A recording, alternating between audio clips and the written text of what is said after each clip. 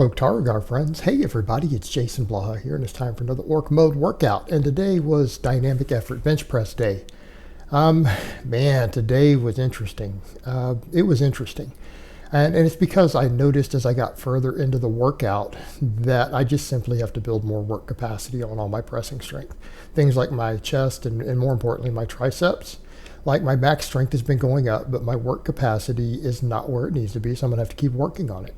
But it was first day of the 3-week wave with chains on my dynamic work. And it felt totally different than the bands. It's like I've gotten used to doing the bands, right? We did the 3-week wave with the bands, and I got really used to doing the bands near the end, and now the chains are a totally different beast. It's kind of like I said with the deadlifts, it felt totally different. It does today with the bands. And it felt good. I mean, I really felt, interestingly enough, especially with the pause, and even though it's accommodating resistance, I really felt my chest working hard, but I felt my triceps, right? My triceps tremendously with the chains. In fact, I'll say that I felt this chain work in my triceps more than I do the bands, right?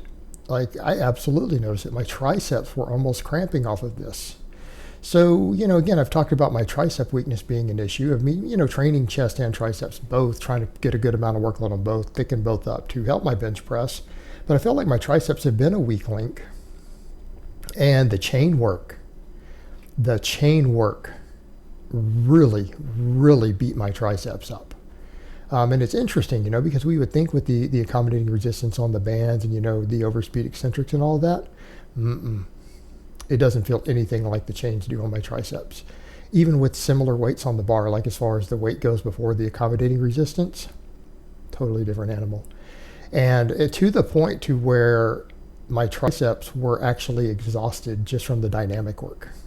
Especially me exploding with it as hard as I could. And I'm doing the widest grip I ever do on bench right now, really. Pinkies on the edge of the rings. It's just about as wide as I usually go. So it's not a closed grip or anything like that, but man, like my triceps were just lit up with the 10 sets of 3. This is the first wave. I'm going to have to add 10 pounds each week. So it's going to be interesting how this pans out for me. But again, it was a good feeling. And, we kind of come to that point of people have asked why I don't pause on the bands, and then now I'm pausing somewhat with the chains. And it has to do with the fact that I want the overspeed eccentrics off the bands, right? Which is probably particularly effective for chest and things like that, right? It helps you train that stretch reflex so that you can use the chest to slingshot the weight out of the bottom more. Whereas then with the chains, I think I'm going to do a little bit more pause work. And it's not a big deal because they're both going to get trained, right? We're going to do 3 weeks of bands and 3 weeks of chains back and forth. So, I'll be doing overspeed eccentrics for 3 weeks, and then we'll be doing probably maybe the pause with the chains for 3 weeks. But it was just the interesting difference of how much harder I feel like my triceps had to work. And we need to remember, you can't always base everything on how you feel, but when I'm doing different press variations, if I notice something that's that noticeably different, I feel I need to comment on it and I need to make notes on it, right? It's probably something going on that I should be aware of. And the problem I ran into is that my triceps were so fatigued from doing this that when I went to do all my other work, they started giving out on me. I couldn't actually do all my assistance work. My triceps were literally cramping. And it's not like a salt, not like a magnesium, any of that stuff. But they were just giving out. And like even today, I decided, on the incline bench, because, I keep struggling a little bit. I went straight to doing 225 on it. First day doing it, I have an increase. I'm like, okay, I need to step back and realize what am I using the incline bench for? I'm using it purely to build muscle. It's purely about work capacity, thickening me up in the right areas. And that's what we need to think of with some of these assistance and accessory movements. We're not always focused on maximizing our wonder at max strength. That is what my max effort work is for, right? Squat, bench, deadlift, and their variations. That is what I do those for. And we do max effort work every single week. And we need to think of that in terms of what are we doing here? We have max effort work, we have dynamic effort work, and then we have repetition work. They all serve different purposes. So I'm like, let me treat the incline for what it is. And I dropped all the way down to 185. And I'm like, let me just start building work capacity on all my presses. Because I'm getting a lot of max work, guys. Every Tuesday we do a max effort bench variation. to a max, and that's a lot of heavy singles ramp into that max, and then I do at least 3 heavy pause bench. All right, we do 3 heavy pause bench with over 90% of my max for singles every week. And then there's all this dynamic work is still with lower reps. So we have max strength, and then we have speed strength. And so, I need to focus on those things. I need to build work capacity more. And why? Because we're already addressing all the other performance elements, right? We're addressing maximum strength and explosiveness both. We're addressing both. The only other thing I need to really address with is just adding volume is work capacity, volume, tonnage, to thicken muscles up, is to get everything bigger. Because a bigger muscle is a stronger muscle. And I'm getting all the movement pattern stuff that I need at this point on the other lifts. And I need to remember that with a lot of this, it's just about hypertrophy. So I'm like, well, I'm going to work on 5 sets of 10. I want to get to 5 sets of 10 with a weight and then slowly increase the weight from there. And I might even periodize it. I might do 5x5s on my max effort days and try to do 5 sets of 10 on the lighter days, right, on dynamic days. And we may rotate it through so that it matches a little bit more with the movement patterns and energy source systems being used. But I couldn't actually do all the sets, which is ironic because I've been doing sets of 8 with 225, right? On a fairly new exercise that I don't do. I go down to 185. Guys, that's a significant, that's over a 15% weight reduction.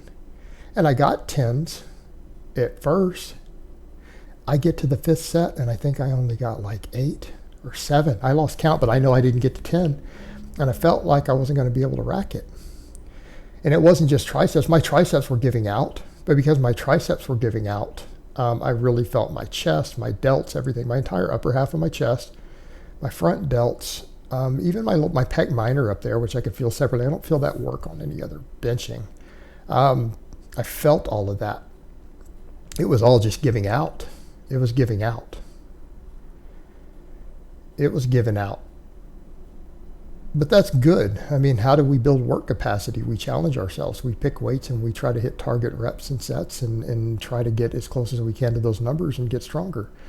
But again, it's strength stamina at that point, which is a combination of your other strength combined with your hypertrophy. Well, this is how we make those muscles grow. And this is more of a novel training response because I do so much heavier work throughout the year that my body's not always used to these higher reps. I can do them fresh. Like a lot of people say, why don't you do rep challenges? Like, guys, rep challenges for a single set aren't a true test of work capacity. That's a test of 1 rep max strength, right? 2 guys who can do the same max weight, as long as they're using the same amount of cheating, or they're forced to not cheat and do full strict range of motion reps, usually have very, very similar 10 rep maxes, 15 rep maxes, and so on. You really do. On the same exercise, assuming it's apples to apples. It's just that when you start doing rep work, it's easier to do cheat reps and cheat stuff that gets counted, and that's why reps vary. But it's the multiple sets. That's your real test of work capacity. A single set fresh, it's going to be very close to based off calculatable off your 1 rep max. It's the multiple sets that start really getting to you. And it is about work capacity, and it is about muscle size and things like that to a very large extent.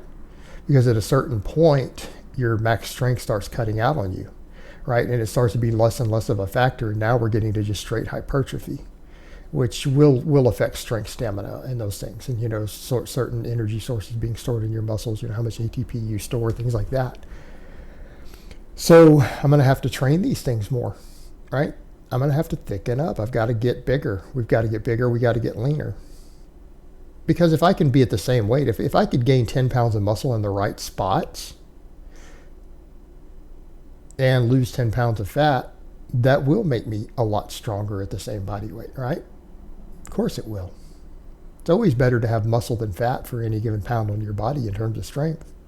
So that's going to be the goal. And then I'm like, well, those chains felt so awesome. I don't even want to do JM presses. Let me try to do some close grip bench with the chains. Because, man, those chains on my triceps, I'm like, I wonder how it's going to feel on a close grip. I couldn't do them. This first set, I got 8, and it was hard. It's like my triceps were cramping. I literally took over a 5-minute break. Like, let me go take 5-6 minutes, get hydrated again, come back and do a second set. And when I did, I got pinned. I couldn't even get 8. I think I did like 6, and then I couldn't lock it.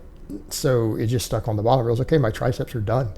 And it's that while I was doing these, my triceps cramped up so hard that they wouldn't contract anymore. Like I've reached the absolute work capacity on my triceps. My chest to a large extent too, my chest and delts, even my delts, because my triceps couldn't handle the weight anymore, my delts and chest were being forced to take over and they got fatigued to the limits also. So, I mean, in terms of hypertrophic stimulus, we got a lot out of this workout. I mean, I'm at my limits right now with this stuff. So I'm going to have to grow, right? That's all we can do. We can grow.